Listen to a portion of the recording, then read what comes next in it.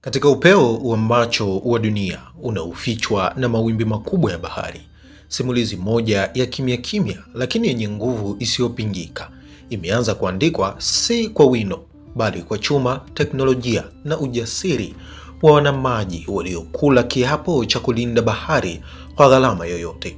Wiki hii kivuli cha nguvu za kijeshi za baharini kimehamia mashariki.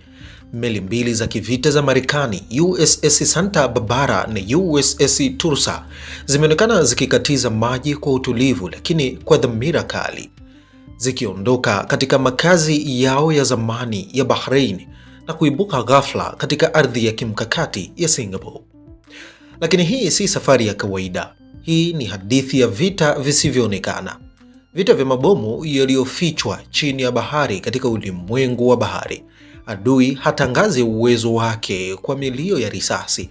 Badala yake hujificha katika kina cha giza, mabomu ya majini, yani naval mines, yakisubiri kwa subira kama simba waliolala.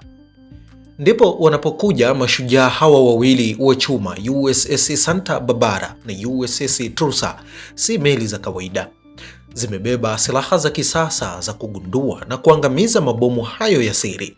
Kwa kutumia magari yasiyo na rubani ya juu ya maji na chini ya maji, pamoja na helikopta ya kivita aina ya Sikorsky MH-60 Seahawk, zinachunguza kila kona ya bahari kama macho ya tai anayetafuta mawindo. Ni mapambano ya akili dhidi ya mitego, ni vita ya sayansi dhidi ya hila. Lakini kabla ya hawa wapiganaji wa kisasa, kulikuwa na kizazi kingine, mashujaa waliotengenezwa kwa mbao na fiberglass, waliobeba historia ya zaidi ya miaka 30 ya huduma. Meli za darasa la Avenger sasa zimestaafu. Zilikuwa ni walinzi wa kimya waliovunja zaidi ya mabomu 1000 katika Gulf War. Walikuwa wakisonga bila kelele, wakitumia teknolojia za acoustic na sumaku, wakipenya maeneo hatari ambayo hata kifo chenyewe kilisita. Lakini zama zimebadilika. Mnamo mwaka 2025 meli hizo zilipumzishwa na nafasi yao ikachukuliwa na kizazi kipya. Meli hizi za kisasa za darasa la Independence zilizojaa akili bandia, roboti na mifumo ya kisasa ya vita. Kwa nini basi safari hii ya ghafla kuelekea Singapore?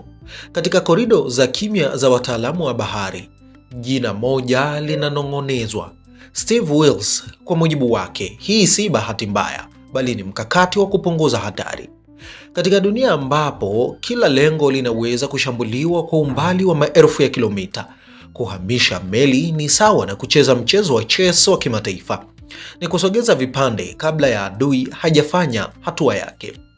Singapore, ikiwa kitovu cha kimkakati katika Asia, sasa inakuwa ngome mpya ya shughuli za United States Navy, mahali pa kujaza vifaa, kufanya matengenezo na kujiandaa kwa chochote kitakachokuja.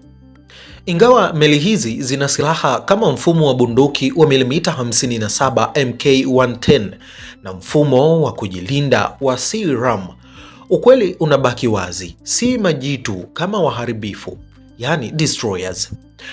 Hazina mifumo mikubwa ya kurusha makombora ya mbali, lakini hiyo si udhaifu, ni utambulisho wao.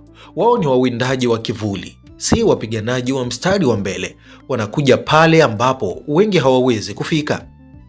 Kadiri mawimbi yanavyoendelea kugonga fukwe za dunia na upepo wa siasa za kimataifa ukivuma kwa nguvu mpya, uwepo wa USS Santa Barbara na USS Tulsa katika maji ya Asia haupaswi kupuuzwa. Hii si safari ya kawaida, ni ishara ya kwamba vita vya kesho havitapiganwa tu kwa siasa na makombora, bali kwa akili, teknolojia na uwezo wa kuona kile kisichoonekana.